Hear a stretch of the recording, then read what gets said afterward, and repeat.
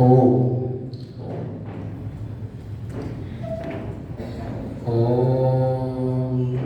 भर्गो देवस्य धीमहि। परमपिता परमेश्वर को हम सामने रखते हुए प्रेम भक्ति से निश्चय ही शुद्ध विज्ञान को धारण करें।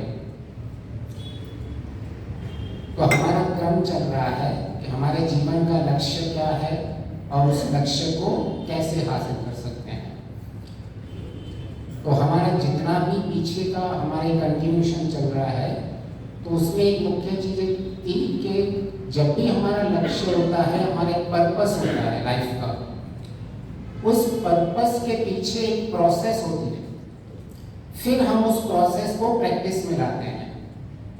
तो अगर हमें अपना लक्ष्य पता है, लेकिन उस लक्ष्य को प्राप्त कैसे करना है, उसकी प्रोसेस क्या है, उसकी विधि क्या है, जब तक उस प्रोसेस को फॉलो नहीं करेंगे, हमें लक्ष्य भी पता होगा, हम अपना काम भी करेंगे, लेकिन इन तीनों में ट्यूनिंग नहीं होगी, समझ में नहीं बैठेगा।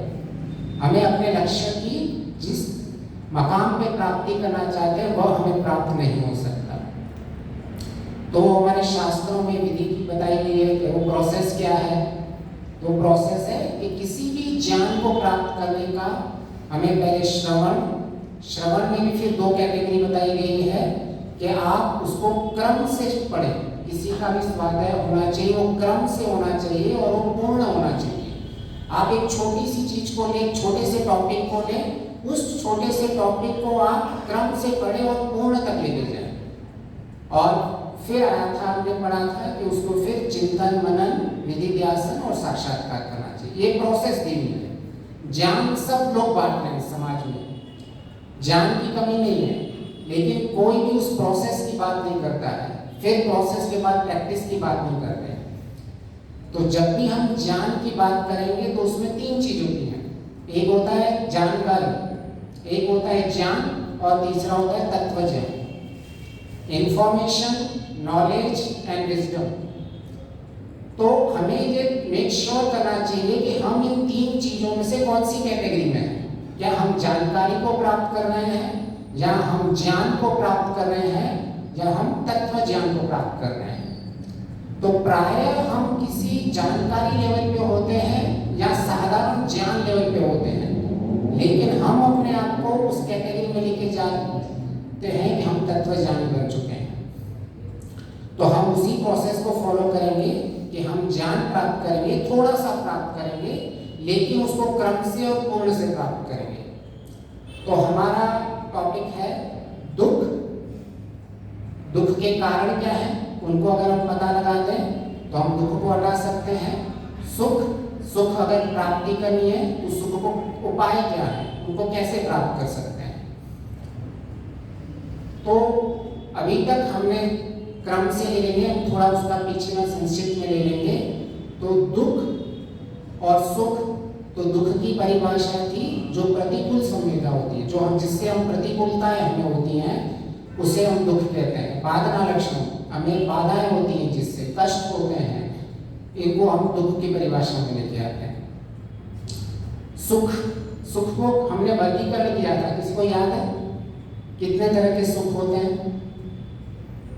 तो हमने सुख को तीन टाइप में डेवलप किया था, डिवाइड किया था। पहले सुख जो भौतिक सुख होता है, दूसरा सुख सात्विक सुख, तीसरा सुख ईश्वर का आनंद। तो जब भी हम सुख की परिभाषा में जाएं तो हमें सुख क्लियरिटी होनी चाहिए कि अभी हम जब सुख का कोई वर्णन कर रहा है वो कौन से सुख की बात कर रहा है, और जब दुख की बात चल रही है तो कौन से दुख की बात चल रही है। तो सुख जो भौतिक सुख होता है उसको फिर दो में हम बांट सकते हैं, तामसिक और राजसिक सुख। तो जो हमें दुख को दूर करना है, दुख की निवृत्ति और जिस सुख की प्राप्ति करनी है, तो उस सुख की प्राप्ति में पहले वाला सुख निषेध किया हुआ है शास्त्रों में, जो भौतिक सुख है। और बाकी दोनों सुख को हमें प्राप्त करना है, सात्विक सुख और उसको फिर ईश्वर का सुख। अच्छा, कोई ऐसा पॉसिबल है कि अगर हम भौतिक सुखों को छोड़ दें और फिर हमें ईश्वर का सुख मिल जाए? ऐसा पॉसिबल है कि मैंने सोचो कि मैंने शास्त्रों में पढ़ा कि नहीं, ये भौतिक सुख नहीं ग्रहण करना, इसके अंदर सुख को क्यों नहीं लेना है? क्योंकि सुख में दुख मिश्रित है, मैंने इसको छोड़ दिया। अभी क्या बचा? ईश्वर का आनंद चाहिए। तो क्या ऐसा हो सकता है कि मैं भौतिक सुखों को छोड़ दूं और उसके बाद मैं क्रम में ले जाऊं, सीधा मुझे ईश्वर का आनंद मिल सकता है? आप मतलब प्रैक्टिकल कोई भी ऐसा कुछ उदाहरण मिल सकता है ऐसे कि हम डे टू डे लाइफ में कैसे जी रहे हैं?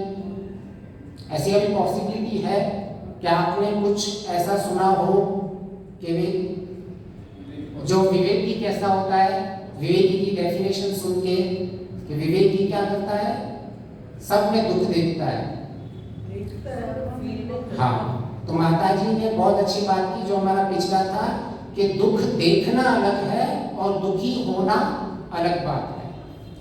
तो कभी भी ऐसा कभी नहीं हो सकता कि जिस सुख की त्याग की बात की कर लीजिए शास्त्रों में, वो कौन से सुख की त्याग की बात की हुई है और कौन से सुख की प्राप्ति करनी है, वो हमें क्लियर होना चाहिए।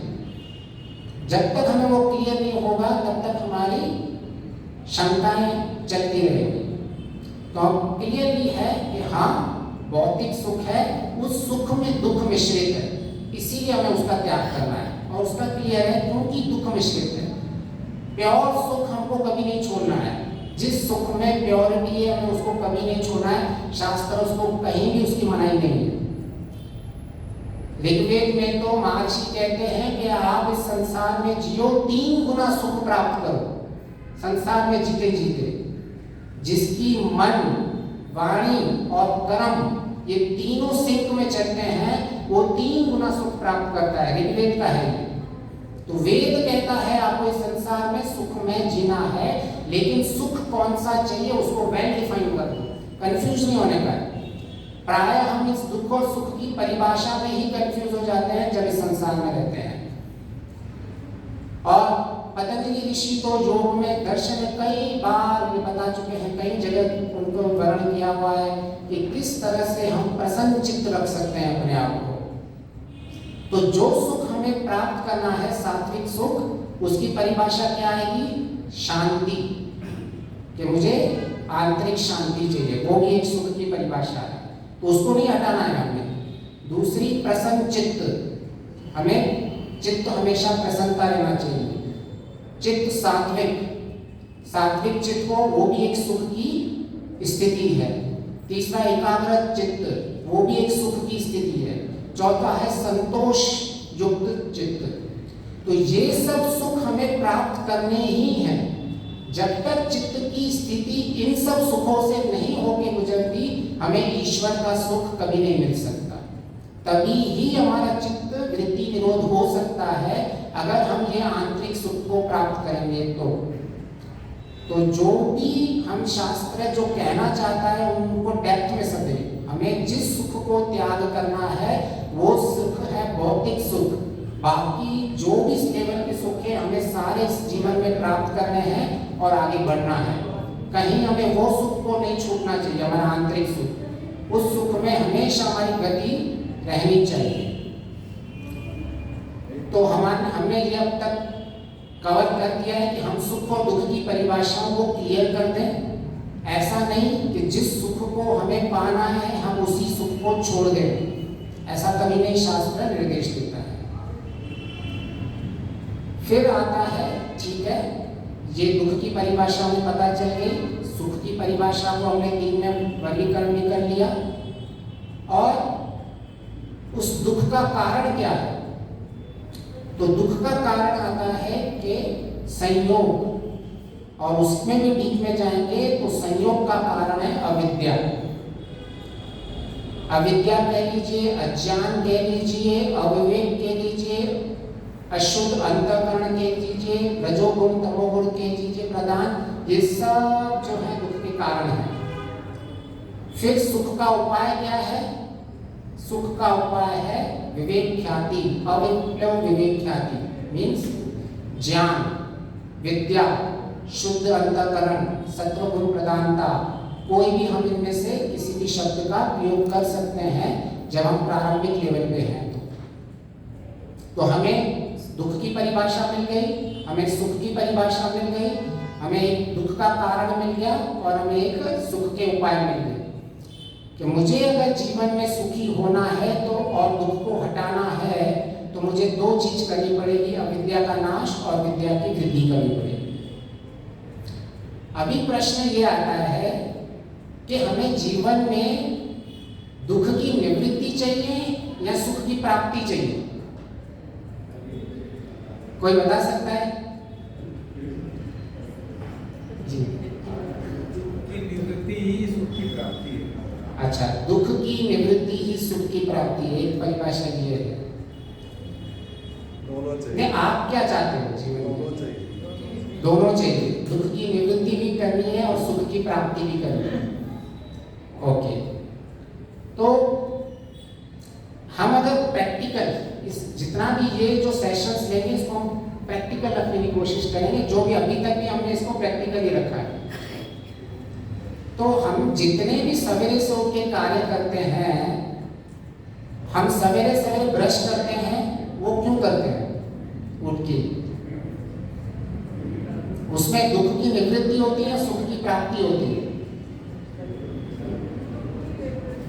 दुख की निवृत्ति, अगर मैं ये ब्रश नहीं करूंगा तो मेरे दांत खराब हो जाएंगे और मुझे इसका दुख भोगना पड़ेगा। तो वो हमारा एक कार्य है, हम दुखम अनागतम, हम आने वाले दुख को रोक लेते हैं। उसके बाद आप हम स्नान करते हैं, वो दुख की निवृत्ति है या सुख की प्राप्ति है? वो भी दुख की निवृत्ति है। हम खाना खाते हैं, वो क्यों करते हैं? दुख की निवृत्ति या सुख की प्राप्ति? खाना खाते हैं वो भूख के दुख की निवृत्ति करते हैं, जो ज्यादा खाते हैं वो सुख की प्राप्ति करते हैं। स्वाद की सुख की प्राप्ति। तो ये हमें क्लियर होना चाहिए कि हमारे जीवन में ये उत्तर सही है कि दुख की निवृत्ति और सुख की प्राप्ति दोनों, लेकिन प्रधानता दुख की निवृत्ति होती है। अगर हमारे पास में चॉइस दी जाए कि अभी आपके पास दोनों है इस चॉइस के अंदर कि आपको दुख निवृत्ति करनी है या सुख निवृत्ति करनी है, तो आपकी चॉइस हमेशा दुख निवृत्ति पहले होती है और सुख निवृत्ति बाद में। तो अगर चलो एक इससे और एक दो उदाहरण समझते हैं। अगर हमारे ऑब्जेक्टिव टाइप पेपर्स होते हैं, right, A B C D select करना होता है, तो अगर हमें उनमें से सिलेक्ट करना है किसी आंसर को और हमें ये पता चल जाए कि ऑब्जेक्टिव टाइप क्वेश्चंस को जब भी आप आंसर दोगे तो उसमें नेगेटिव मार्किंग है। इसका मतलब अगर आपने गलत चुना है तो आपको नेगेटिव -5 मार्क्स मिलेंगे। तो अगर आपको उसका उत्तर पता नहीं है तो अभी आप क्या करेंगे उस प्रश्न का? क्या उसके चॉइस में जाओगे या नहीं? नहीं जाएंगे। क्यों नहीं जाएंगे? नेगेटिव नहीं चाहिए हमें, मतलब दुख की प्रधानता है। मुझे उस 4 प्रश्नों, एक प्रश्न के 4 उत्तर हैं, अगर उसमें माइनस नहीं होते तो मैं कोई भी टिक कर लेता रैंडमली, लेकिन मुझे पता है इसमें नेगेटिव मार्किंग है, I am not sure about the answer, तो मुझे वो दुख नहीं चाहिए। लेकिन उसमें एक पॉसिबिलिटी है सुख की है कि 4 में से कोई एक तो सही है, तो वो सुख मुझे अभी इतना इंपॉर्टेंट नहीं है क्योंकि यहाँ मेरा लॉस ज्यादा है।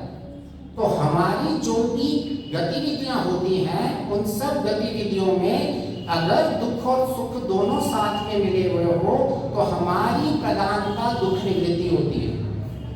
तो सांख्य दर्शन और न्याय दर्शन इस चीज के ऊपर क्लियरिटी लेके आते हैं।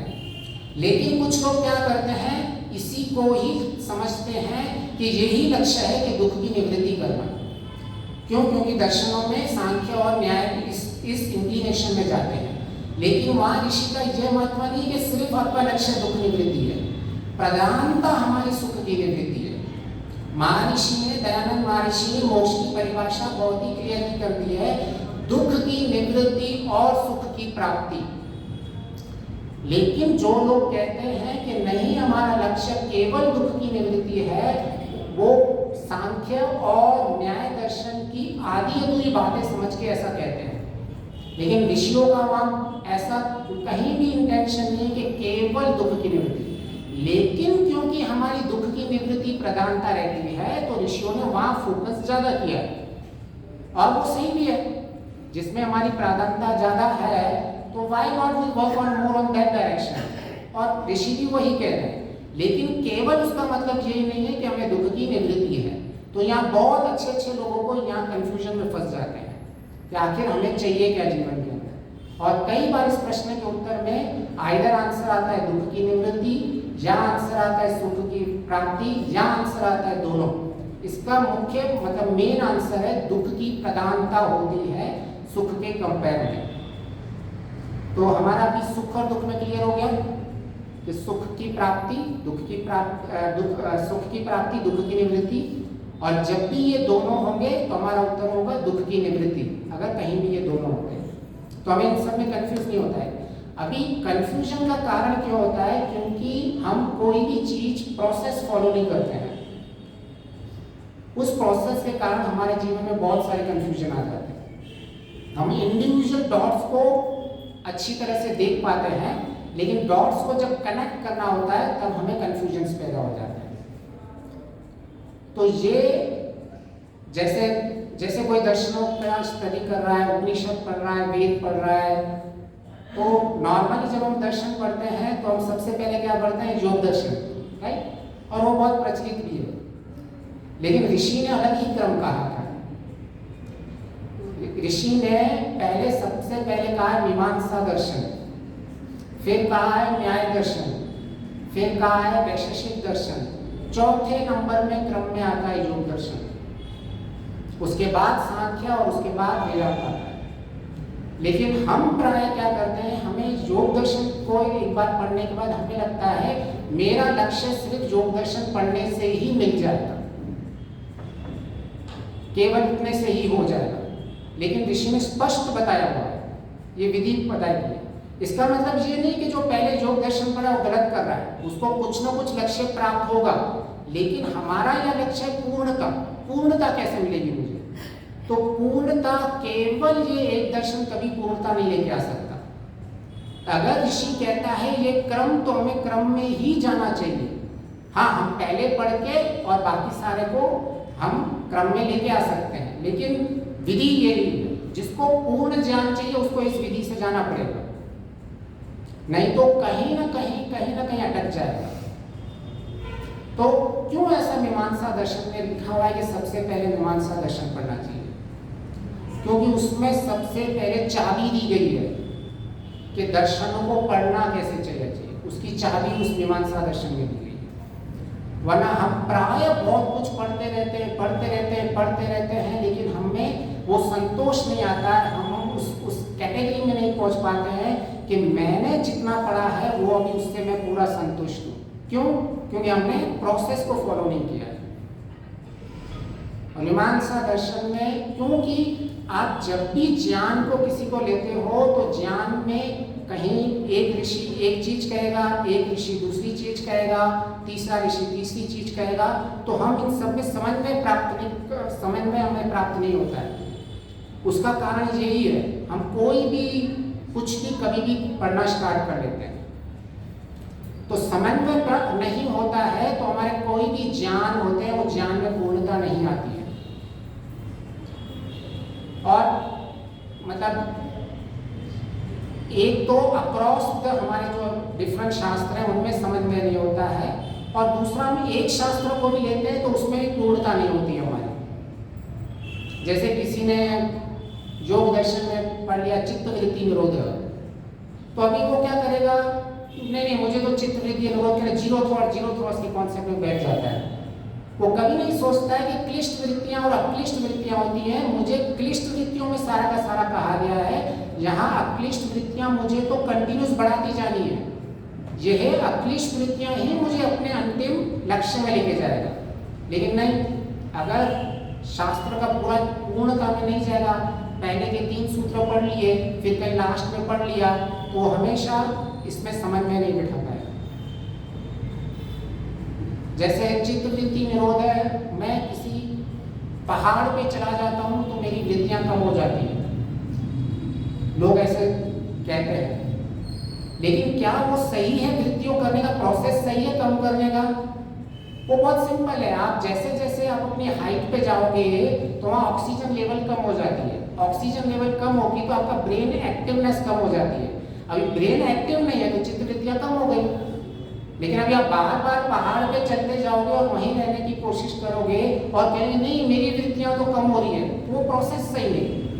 हमें प्रोसेस को बहुत इंपॉर्टेंट देना है कि ये ज्ञान जो मैं प्राप्त कर रहा हूँ इसकी विधि सही है या नहीं।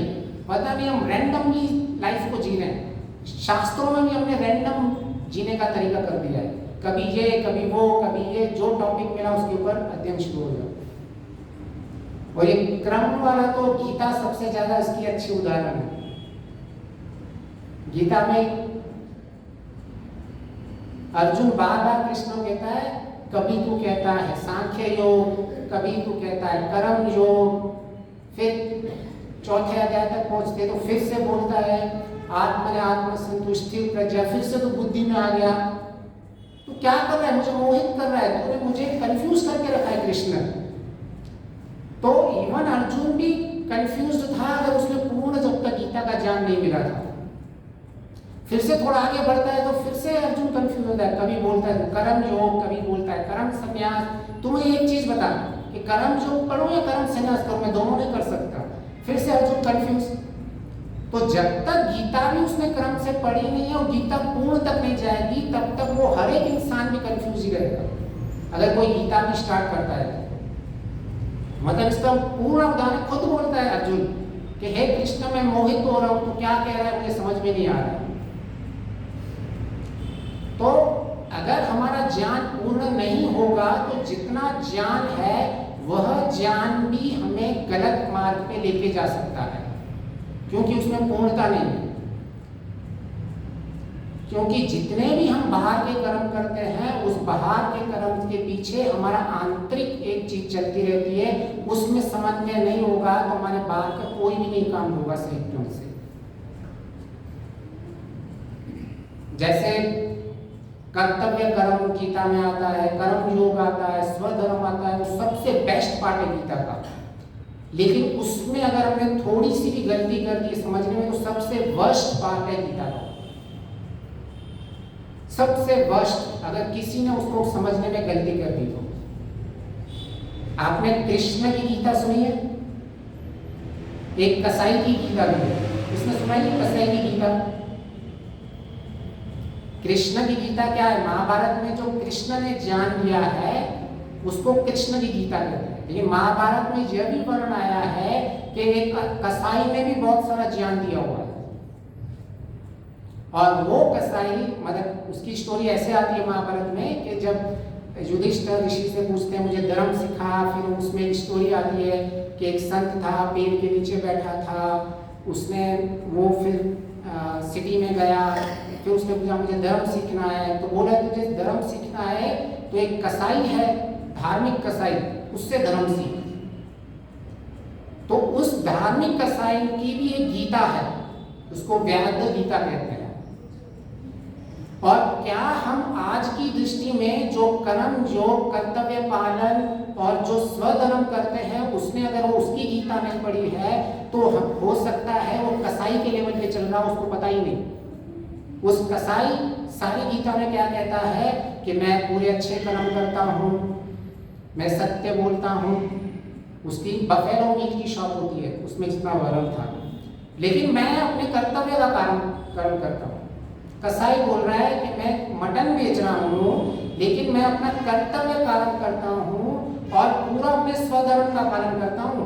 क्यों? क्योंकि मेरी रिस्पॉन्सिबिलिटी है, मेरे बाप दादा ये सब कर्तव्य कर्म और ये सब करते थे।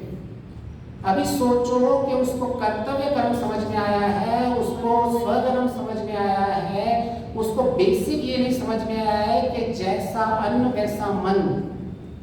और वो महाभारत में ये बताया गया है कि वो बहुत प्रसिद्ध धार्मिक कसाई था। तो अगर और उसकी आप सीरियसली पढ़ोगे उसमें 10 अध्याय आते हैं, इतनी अच्छी अच्छी बातें लिखी हुई हैं, सारे धर्म की बातें लिखी हुई हैं कि मैं कोई ये व्यसन नहीं करता, वो व्यसन नहीं करता हूँ। जो हमारे योग दर्शन में 5 यम है उसकी पूरी बातें की कर रहा है, कसाई बातें कर रहा है, लेकिन उसको मूल में वो गलत है। तो कभी भी जब भी हमारा ज्ञान पूर्ण नहीं होगा तो हम ऐसे भटक सकते हैं। और वो संत था, वो संत उस कसाई के साथ इंप्रेस हो गया, उसके पास पहुंच, क्या धार्मिक इंसान है, वाह वाह, कभी झूठ नहीं बोलता है। मटन बेचता होगा बफेलो, वो भी आधा किलो, मतलब मैं आधा किलो ही देता हूँ किसी को मटन। कोई ऐसे भी तो बोल सकता है, कितना सत्यवादी इंसान है, कितना धार्मिक इंसान है, कभी चीटिंग नहीं करता है चिकन मटन बेचने में। नहीं, मैं स्वधर्म, कसाई का यही सबसे पहले था कि मैं अपने स्वधर्म को पालन कर रहा हूँ, अपने कर्तव्यों को पालन कर रहा हूँ, मैं इसी में ही एक्सपर्ट हूँ, मेरा ऐसा ही नेचर बना चुका है, इसीलिए मैं ये धर्म कर रहा हूँ। वो बहुत ही अटल था, बस उसने कहीं से ये स्वधर्म और कर्म के सब कुछ कर्तव्य कर्म पढ़ा था, लेकिन मूल में भूल गया कि भाई योग दर्शन का अगर उसको ये पता होता कि कर्म जो करता है, कर्म में 3 चीजें होती है, राइट, एक हम खुद करते हैं, एक दूसरों से करवाते हैं और तीसरों का समर्थन करते हैं, ये तीनों हमारे निषेध कर्म है, लेकिन उसको वो पता नहीं है कसाई को। तो इन 3 चीज को सिर्फ न समझने के कारण जो सबसे बेस्ट चीज है गीता की, उस कसाई की गीता ने सबसे वर्स्ट कर दिया। तो हम शास्त्रों में भी कई बार ऐसी डायरेक्शंस में चले जाते हैं कि हमें पता ही नहीं चलता है कि हम are we going really in the right direction. क्यों? क्योंकि हमने प्रोसेस फॉलो नहीं की होती है। रैंडमली हम पढ़ना स्टार्ट कर लेते हैं, रैंडमली हम ज्ञान प्राप्त करना स्टार्ट कर लेते हैं। अभी वो रिसेंटली पॉलिटिक्स में आ रहा है ना, जितेंद्र ने, नाम तो मांस खाते थे, मिनिस्टर है कोई महाराष्ट्र का, उसने भी ऐसे ही पढ़े हुए आज लोग, उसने भी रामायण हो तो उसने सारा रिसर्च पेपर कि देखो मैंने यहाँ से पढ़ा हुआ, उसको मीनिंग ही नहीं पता कि उसकी क्या बहुत पॉसिबल मीनिंग्स हो जाती है। तो ऐसे ही अधर्म फैलता है जब हमारा ज्ञान पूर्ण नहीं होता है। क्यों? क्योंकि हम बहुत सारा ज्ञान प्राप्त करना चाहते हैं, लेकिन शास्त्र कहते हैं आप थोड़ा सा ज्ञान प्राप्त करो, लेकिन उसका पूर्ण ज्ञान प्राप्त करो, वो क्रम में और पूर्ण होना चाहिए, उसी को ही श्रवण कहते हैं। वेदांत में स्पष्ट बताया गया है, वेदांत दर्शन में। और अभी क्यों ऋषि ने कहा पहले मीमांसा दर्शन पढ़ना चाहिए? क्योंकि उन्होंने कहा जब भी आप अक्रॉस द शास्त्र पढ़ोगे आपको कुछ न कुछ विरुद्ध दिखेगा, उस विरुद्ध का समाधान कैसे होगा? तो उस विराट की चाबी मीमांसा दर्शन ने दी है कि आपको जब बहुत सारी एक साथ चीज आपके सामने आए तो आपको सबसे पहले कैसे प्रायोरिटाइज करना है वो आपको पता होना चाहिए कि कौन सा सही है कौन सा गलत है, वो चाबी से आपको पता चलेगा। जैसे अग्नि मेरे एक बार स्वाति जी महाराज, बहुत सारे लोग कहते हैं कि अग्नि जहाँ उन्होंने स्थूल अग्नि को लिया है, लेकिन वहाँ ईश्वर है, तो वो कैसे पता चलेगा? ब्राह्मण ग्रंथ में तो अग्नि का मतलब ऐसे ही किया हुआ है, स्थूल अग्नि। कोई कहेगा, और कोई अगर व्याकरण लगा रहा है अग्रे गच्छति अग्नि, लेकिन क्या वो कैसे आपको शास्त्रों के बीच में भी समझ में बिठाना है वो भी हमें आना चाहिए, नहीं तो हम भटक जाएंगे इन शास्त्रों में भी। बहुत से लोग ऐसे भटक रहे हैं।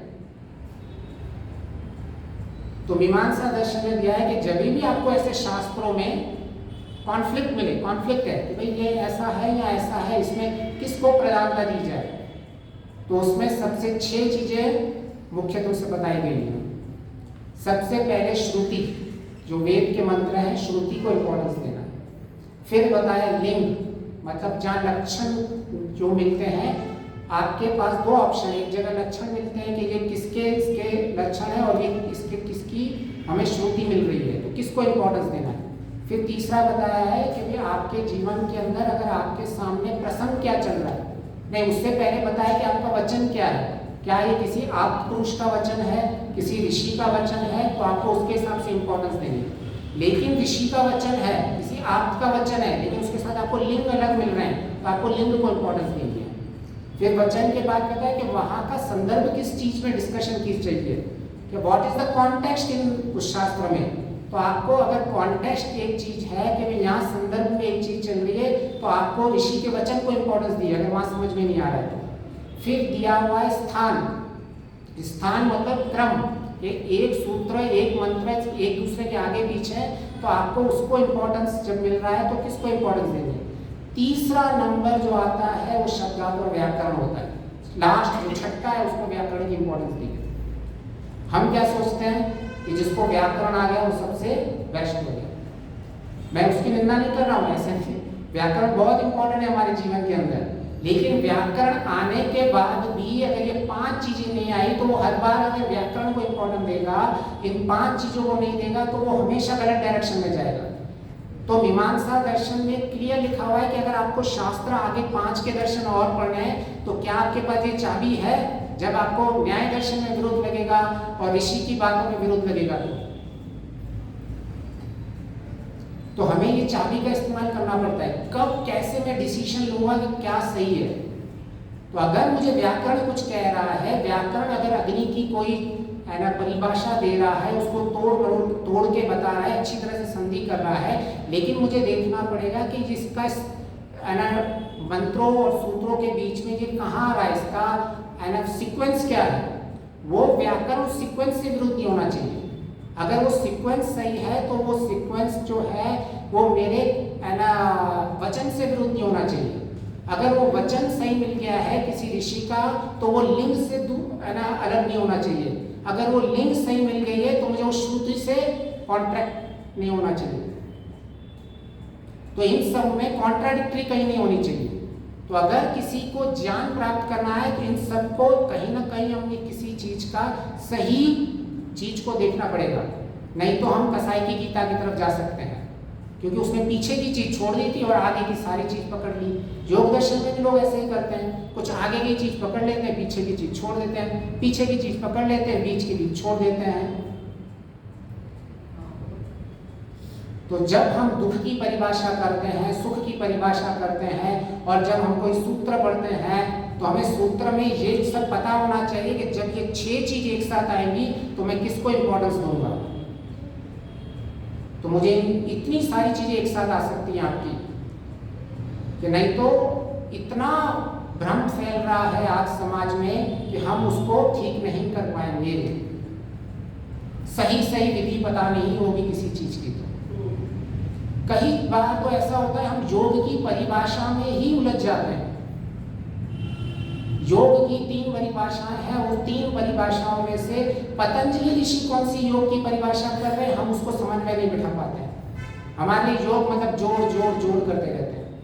वहाँ योग मतलब समाधि को इम्पोर्टेंस दिया हुआ है और कैसे समाधि को आगे लेके चलना है उसका इम्पोर्टेंस है। तो अंत में तो जाके तो योग दर्शन केवल ये बता रहा है, किस चीज का योग बता रहा है। जिस किसी ने योग दर्शन अगर पूरा पढ़ा होगा, अंत तक पढ़ा होगा, तो वो उसमें केवल्य की स्थिति बताता है। अंत में उसकी केवल्य की स्थिति हो जाती है अगर आप इस तरह से चलोगे तो। और केवल्य मतलब क्या, मैं केवल मैं हूं, वहां कहाँ योग है। तो उसमें योग की परिभाषा में क्या कहना चाह रहा है पतंजलि ऋषि, जब तक हम उनको समझ नहीं पाएंगे तब तक हम पूरा का पूरा योग दर्शन भी पढ़ लेंगे तो भी हमारे कंफ्यूजन्स नहीं जाएंगे। वो केवल की परिभाषा कर रहा है कि बुद्धि आपकी इतनी शुद्ध हो जाए जैसी आत्मा शुद्ध है। ये केवल की परिभाषा है वहां, और ये अंतिम स्थिति बता रहा है। यहां अभी तक नहीं बताया कि ईश्वर और आत्मा का योग हो रहा है। तो कोई भी योग दर्शन अगर क्यों इस योग दर्शन को अपोज करते हैं, वो क्यों ईश्वर को नहीं लेके आ पा रहे, क्योंकि किसने इंडिविजुअल योग दर्शन पढ़ा हुआ होता है, उसने सारे दर्शनों की सीक्वेंस में कभी नहीं पढ़ी होती है, तो इस तरह के वो तर्क देने लग जाता है। लेकिन जिसने वेदांत दर्शन भी पढ़ा हुआ है, जिसने आगे का मीमांसा भी पढ़ा हुआ है, स्पष्ट ईश्वर की परिभाषा दी हुई है, स्पष्ट मोक्ष की परिभाषा दी हुई है, स्पष्ट आत्मा की परिभाषा दी हुई है, परमात्मा की परिभाषा दी हुई है, उसको कभी भी इस केवल्य की स्थिति से कभी भी आगे चल के कभी भी कंफ्यूजन नहीं होगा। क्योंकि ऋषि महायोग दर्शन में इतना ही बताना चाहते हैं कि आप जो केवल्य के प्राप्त करना चाहते हैं, आपका पुरुषार्थ यहाँ तक पहुँचने का तो कंटिन्यूस चलता ही रहना चाहिए। इसके बाद ईश्वर की व्यवस्था है, उसको आपको ईश्वर की व्यवस्था से ईश्वर और आपका योग हो जाएगा। लेकिन पतंजलि योग ने केवल यहाँ तक समाधि को डिफाइन किया हुआ है। अगर हम डिटेल में नहीं जाएंगे, किसी भी चीज को कॉन्सेप्ट्स में नहीं समझ पाएंगे, तो हमारी स्थिति हमेशा ऐसी छोटे छोटे बिट्स में पड़ी रहेगी। लेकिन जब हम समझ में बनाने जाएंगे तो समझ में नहीं बैठेंगे। जैसे आई थिंक न्याय दर्शन में प्रमेयों की चर्चा होती है, तो एक जगह एक प्रमेय के बारे में लिखा हुआ है कि सर्वदृष्टा, सर्वज्ञाता, सर्वभोक्ता, ये एक प्रमेय, 12 प्रमेय से एक प्रमेय। कोई ये बता सकता है ये क्या हो सकता है? जो सर्वज्ञाता है, सर्वभोक्ता है और सर्वदृष्टा है, कौन हो सकता है? हाँ जी, परमात्मा हो सकता है। आत्मा के उसमें है क्या? हाँ, ये आत्मा के दृष्टि में है। तो हम अगर इसको इंडिविजुअल, मतलब मैं उदाहरण दे रहा हूँ कि इंडिविजुअल, स्वाति जी ने बिल्कुल सही कहा, तो हम ऐसे इंडिविजुअल चीजों को लेकर चलते हैं। मैं जस्ट उदाहरण ही दे रहा था। सांख्य में ईश्वर असिद्ध हाँ, है। असिद्ध है। तो ऐसे ही अगर हम इंडिविजुअल चीजों को पकड़ के बैठेंगे तो कभी हम जीवन के अंदर अपने लक्ष्य को प्राप्त नहीं करना पहुंच पाएंगे। तो मैं सिर्फ इतना ही कह रहा हूँ कि आप हमें थोड़ा सा ही पढ़ना है, लेकिन इस वाले जो हम अपने लेंगे उसमें प्रैक्टिकल थोड़ा लेके और थोड़ा उसको समझने की कोशिश करेंगे, लेकिन हम क्रम को नहीं छोड़ेंगे, हम पूर्णता को नहीं छोड़ेंगे। तो फिर हमने अभी इतना तो और डेप्थ में हम जा चुके हैं कि हमें जितना भी ज्ञान को प्राप्त करेंगे क्रम, और हम अपने उसको पूर्णता तक प्राप्त करेंगे। और एक स्टोरी में पढ़ रहा था, मैं अपने आप को उससे बहुत रिलेट कर पा रहा था कि हम कैसे कोई निर्णय ले लेते हैं। गधा था मालिक के साथ, उसके गधे के ऊपर नमक की इतनी, आई थिंक आप सबने भी सुनी होगी, बोतली थी। तो गधा वो एक छोटी सी नदी प्राप्त को क्रॉस करना था। तो गधा था, अभी वो क्या कर रहा था, उसने थोड़ी देर सोचा मैं थक गया हूँ, तो थोड़ा नीचे बैठ गया। तो थोड़ा नीचे बैठ गया तो नमक कम हो गया पानी में। तो उसने लगा ये तो सही है, मतलब मेरा दुख चला गया, मैं इतना सारा दुख को लेके जीवन में गुजरता है, अभी मुझे सुख की चाबी मिल गई। फिर थोड़ा आगे जाके रुक जाता है, फिर नीचे बैठ जाता है, फिर नमक कम हो जाता है। तो उसने क्या ये निर्णय निकाल लिया कि जीवन के अंदर अगर मैं ऐसे करूंगा तो मैं हमेशा सुख प्राप्त करूंगा, क्योंकि अभी उसका इतना सारा लोड था, दुख चला गया। तो हम क्या करते हैं, हम सैद्धांतिक ज्ञान कभी नहीं पकड़ते हैं, हम कभी भी प्रमाणिक ज्ञान को नहीं पकड़ते, हम आउटपुट को देख के हम उसमें निर्णय कर देते हैं। फिर उसका मालिक भी और स्मार्ट निकला, तो ठीक है चल बेटा नेक्स्ट टाइम उसको कॉटन भर के दे दी। देखो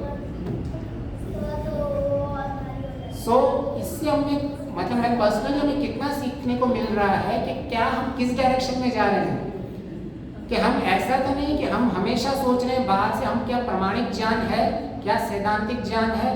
फिर से गधा कॉटन को लेके गया और सीधा बोले अरे इससे तो मुझे पिछली बार सुख मिल रहा था, अभी दुख मिल रहा है। उसका लोड और बढ़ गया, ऐसे ही लोड और बढ़ता चला गया। तो कई बार हम प्रमाणिक ज्ञान को नहीं ले रहे, हम सिद्धांतिक ज्ञान को नहीं ले रहे, प्रोसेस को फॉलो नहीं कर रहे हैं, तो हमारा ज्ञान भी ऐसा ही हो रहा है। मैं एक मैं अभी विजिट में गुजरात गया हुआ था, तो वहाँ हमारे बहुत फैमिलीज फ्रेंड्स मिलते हैं, तो वहाँ सब पी रहे थे, सब शराब पी रहे थे गुजरात में। हाँ, तो वहाँ किसी ने मुझे ये बताया कि अरे लकी तू नहीं पी रहा है, तो मैं नहीं फाइन, बट ठीक है हम सब फैमिली फ्रेंड्स से, मैं इतने दिनों बाद आया, हम सब बैठे हुए थे, बहुत सालों बाद में गया। तो उन्होंने बताया कि वो लकी कि हमारा एक दूसरा रिश्तेदार, उसने बताया कि वो शराब पीता है और उसकी बीवी नहीं पीती है, उसको कोरोना नहीं हुआ लेकिन उसकी बीवी को कोरोना हो गया। अभी हमारा ज्ञान भी ऐसे ही बन रहा है, हम आउटपुट को देख के ज्ञान को जाने की कोशिश कर रहे हैं कि भाई हाँ जो शराब पीता है उसको कोरोना नहीं होगा। और उसने बोला देख प्रत्यक्ष प्रमाण देख, मैं तुम्हें मिलवाता हूँ, ये सारा दिन कोरोना में अपनी वाइफ को हॉस्पिटल में लेके बैठा हुआ है, ये रोज एक पैक पीता है लेकिन इसको कोरोना नहीं होगा।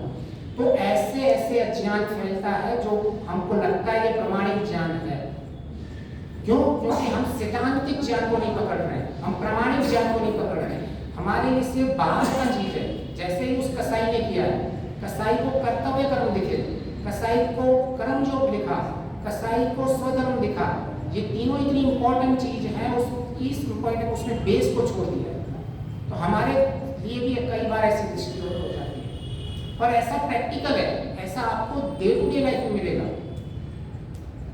मैं एक बार दुबई विजिट में गया हुआ था, तो वहाँ मैं किसी एक हमारा वहाँ लंच था किसी के घर पे, तो वहाँ के बहुत प्रसिद्ध थे और बहुत दिनों से थे वहाँ। हम लंच के समय बैठे हुए थे तो वहाँ एक आया और उसने कहते हैं मुझे अपनी बेटी की लड़का ढूंढ रहा हूँ, उसके लिए मुझे आप थोड़ा बताइए ये लड़का कैसा है।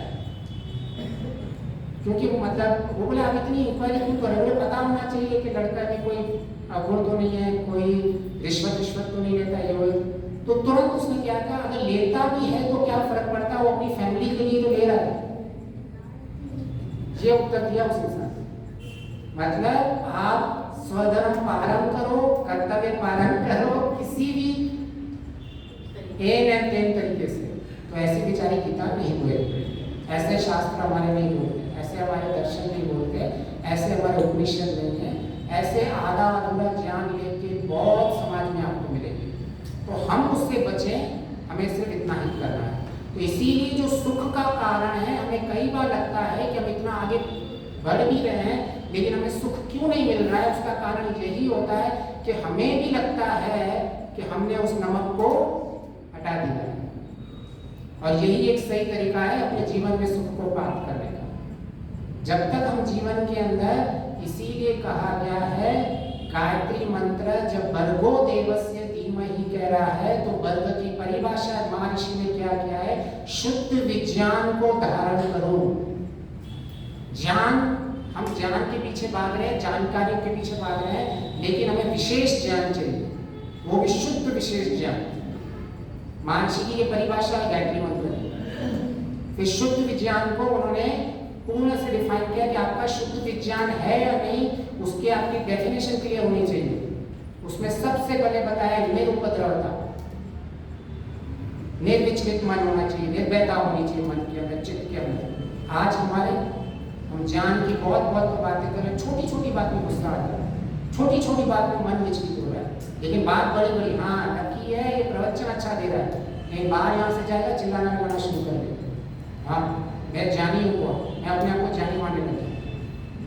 सबसे पहले महर्षि कह रहे हैं कि अगर आप ज्ञानी हो तो क्या आपके मन में निरुपद्रवता डेवलप हो रही है? जितनी निरुपद्रवता होगी, जितनी निर्विचलितता होगी, जितना आपका मन शांत होगा, उतना आपका विवेक ज्ञान बढ़ता जाएगा। लेकिन हमारे लिए तो सारा दिन शिकायतें करते रहेंगे, आज मेरे पड़ोसी ने ऐसा कर दिया, मेरे बच्चे ने ऐसा कर दिया, मेरी माँ ने ऐसा कर दिया, मेरे इसने, और हम दुखी विचलित मन चल रहा है, और फिर थोड़ी देर के बाद ज्ञान की बातें करने लग जाएंगे। होता है नहीं होता है? मैं तो अपने ऊपर प्रैक्टिकल बात कर रहा हूँ। तो हमें कृपया करके ज्ञान शब्द को रेक्टिफाई करना पड़ेगा। शुद्ध विज्ञान, ज्ञान मतलब प्रमाणिक ज्ञान, ज्ञान मतलब सैद्धांतिक ज्ञान, ज्ञान मतलब शुद्ध ज्ञान। तो किसी भी समय में अगर हम इन सब चीजों पे आगे चले तो हम थोड़ा सा पढ़ें, तो ज्ञान को शुद्ध करें, ज्ञान को शुद्ध करें, उसमें पूर्णता लेके आए और आगे बढ़े। आपका बहुत बहुत धन्यवाद।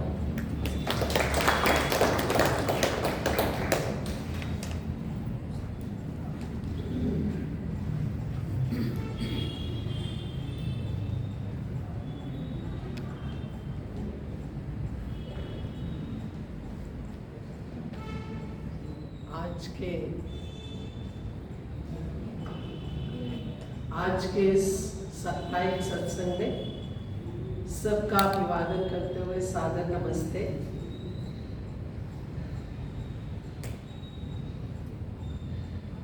बहुत सरल सुंदर तरीके से समझाया ज्ञान क्या है। नटशल में अगर कहूं तो तत्व ज्ञान ही ज्ञान है। मन, वाणी और कर्म तीनों का सही प्रयोग, सही उपयोग करने के बाद ही तत्व ज्ञान तक पहुंचा जा सकता है। This is what I could understand from what lucky said. Information तो हम लोग सभी इकट्ठी करते हैं, इकट्ठी ना भी करें तो हमारे ऊपर लादी भी जाती है। Right in the morning, rather even late night early morning, 4 बजे भी मोबाइल की वो जो है आवाज शुरू हो जाती है। जहां से जिसको जो भी थॉट मिलता है वो सोचते हैं कि जितनी जल्दी हो सके आगे पास ऑन कर। मैं पर्सनली अपनी इस विचारधारा की हूँ और मैं हर बार इसी बात को रिपीट भी करती हूँ कि जो भी तत्व ज्ञान, जो भी सत्य ज्ञान हम कहीं से भी प्राप्त करते हैं और उसका मुख्य आधार जो है हमारे जो आर्ष ग्रंथ है उनसे जो मिले, अगर हम उसका कुछ भाग भी, थोड़ा सा भाग भी अगर हम क्रियात्मक रूप में ले आते हैं तो वो बहुत बड़े नॉलेज इकट्ठे करने से मैं सोचती हूँ बहुत बेहतर है। और इसी चीज की हमें आवश्यकता है। उसके लिए हम अपने मन को शुद्ध रखें। जो हमारे यम नियम है वो उसका आधार है महाव्रत, कि हर एक चीज को जो भी कुछ है उसको व्यवहार में लाएं और उससे अपने जीवन को शुद्ध करते हुए आगे बढ़ सके। यही संदेश आज का मैं समझ पाई हूँ जो लकी ने कहा। और मैं सोचती हूँ कि अगर हम इसका थोड़ा सा अंश, जैसे वो मुझे आदत है वेद मंत्रों के साथ मिलाने की, कि ईश्वर वेद का मंत्र है, शायद ऋग्वेद का ही है, कदु प्रचेतस्य महे वचो देवाय शस्यते तत् इति अस्य वर्धनम। कदु कहते हैं बहुत थोड़ा सा, बहुत थोड़ा सा। परमात्मा का इतना गुण है, हम उसकी इतनी प्रशंसा उनके मंत्रों के, उसके ज्ञान की कर सकते हैं, पर उतने अत्यंत प्रचेता उस महान विद्वान के अत्यंत ज्ञान का कुछ छोटा सा तिल भर भी ज्ञान अगर हम ले लेते हैं हमारी वृद्धि के लिए तो उतना ही काफी है। पर हम उसको लें तो सही, उसको ग्रहण तो करें, ग्रहण करके उसको अपने जीवन का अंग बनाएं। इन्हीं शब्दों के साथ लकी जी आपका बहुत बहुत धन्यवाद। समाज की ओर से, अपनी मेरी पर्सनल व्यक्तिगत आपको बहुत बहुत धन्यवाद।